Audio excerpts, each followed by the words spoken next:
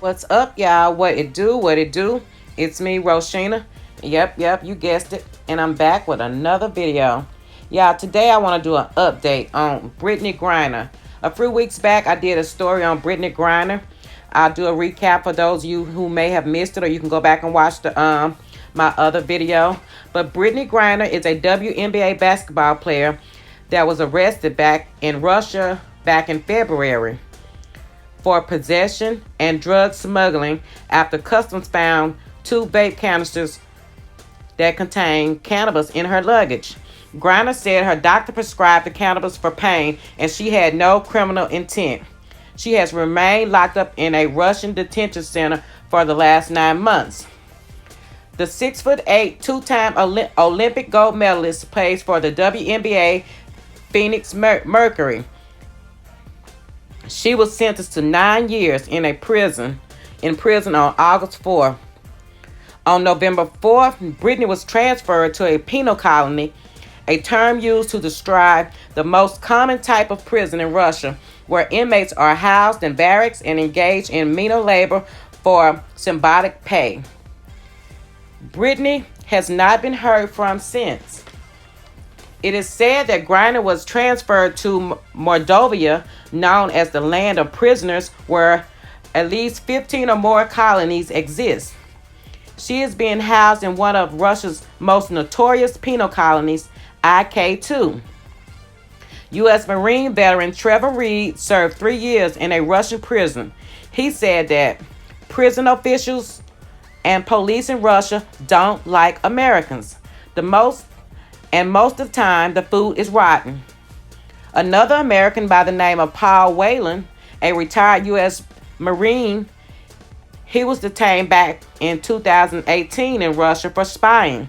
He is serving a 16-year prison sentence in Mordovia in a penal colony called IK-17.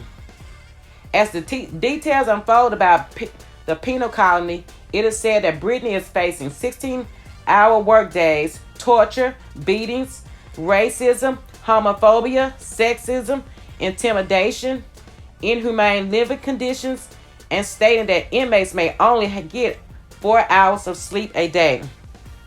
We all know this ain't about no vape pen.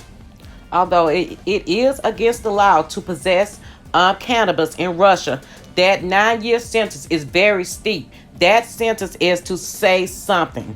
It's saying something to America. Now, first of all, I feel like Russia is holding Brittany hostage for hostage diplomacy and its war on Ukraine.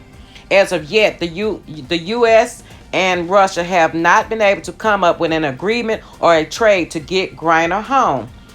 I've been hearing so many people say some of the craziest stuff, like leave her over there because she hates America.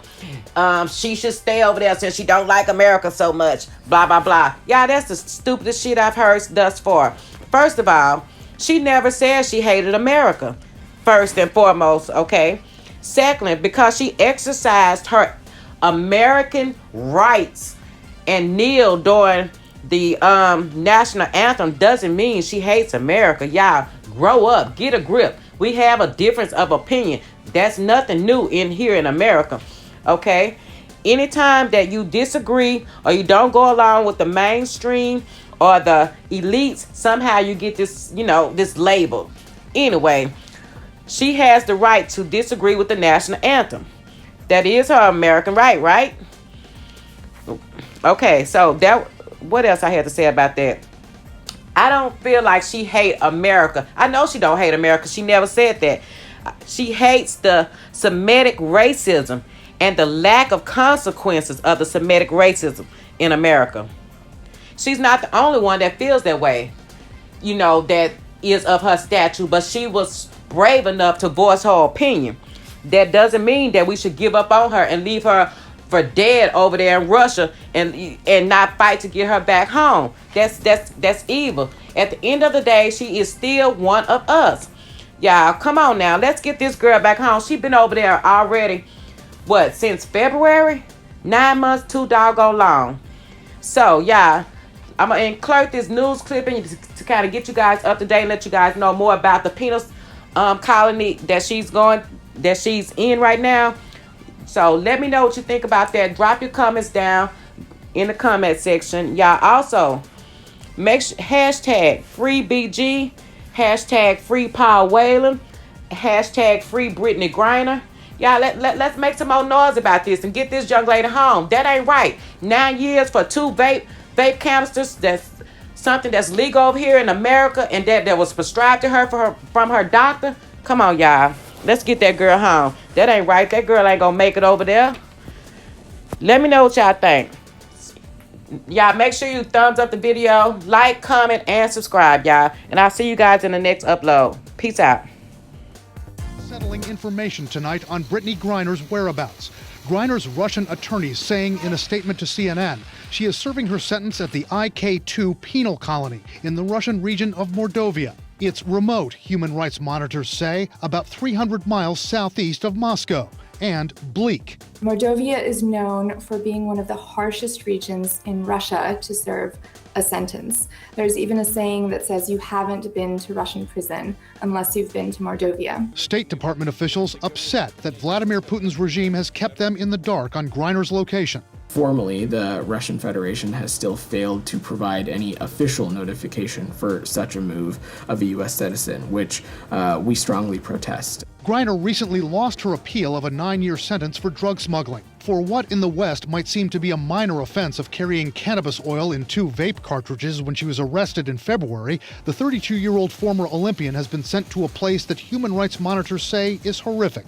Conditions are not good, and there's abuse both for women and men.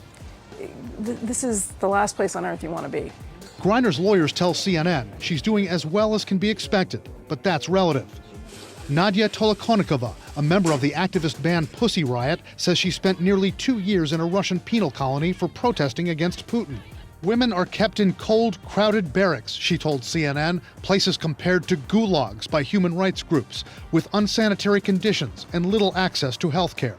From the moment you wake up, Tolokonikova says, conditions are brutal. Your morning starts from a scream, подъем, бляди, which means get up, whores. Many women work as seamstresses through long days that seem to never end. In Russian penal colony, you wake up at 6 a.m.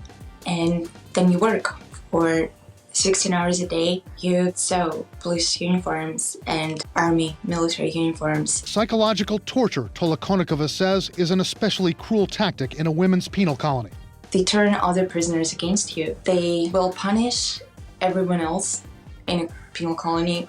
Let's say take away their warm clothing from them. And they will tell them openly that it happened because of her. This all happened because of Brittany. How might Griner come out on the other end, however long she's kept in Mordovia?